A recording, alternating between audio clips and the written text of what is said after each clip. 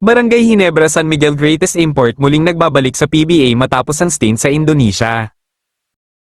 At Barangay Ginebra guard Maverick Ahan Nisi may sinabi sa trade rumors na kumakalat tungkol sa kanya.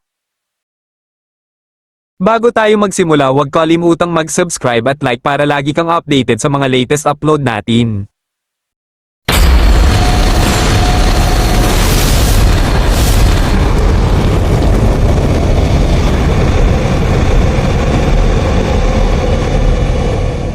Breaking news: PBA naglabas na ng schedule para sa paparating na 49 season ng PBA. Magnolia Hotshots kaagad laban sa Meralco Bolts ang maglalaro sa opening game ng PBA.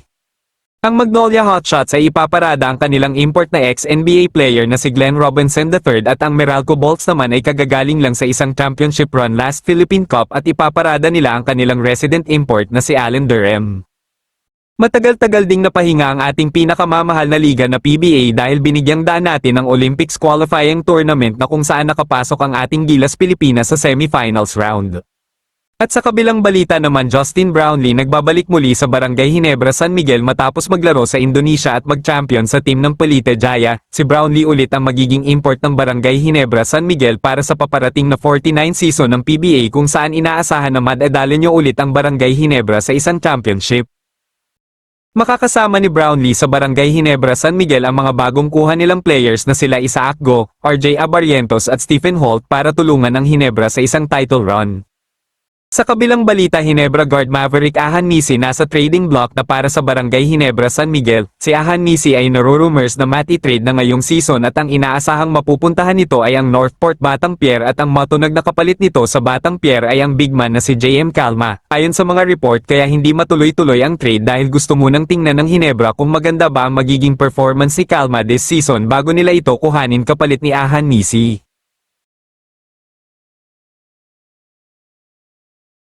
Hindi maganda ang naging performance ni Ahan Nisi sa Ginebra lalo na nitong last playoffs kontra sa Meralco Bolts kaya naging dahilan sa pagkalaglag nila. Mahigit 5,000 subscribers na tayo mga ka-Lloyd Sports Zone, naway patuloy nyo pang suportahan ang ating channel. At 5th overall pick ngayong katatapos lang na draft na si Dave Ildefonso, totoo bang ayaw pumirma ng kontrata sa Northport Batang Pier?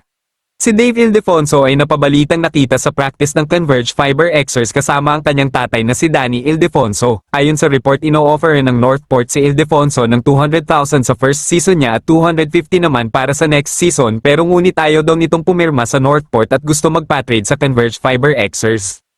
Bago matapos ang ating video, huwag kalimutang mag-subscribe at like para lagi kang updated sa mga latest upload natin. Salamat!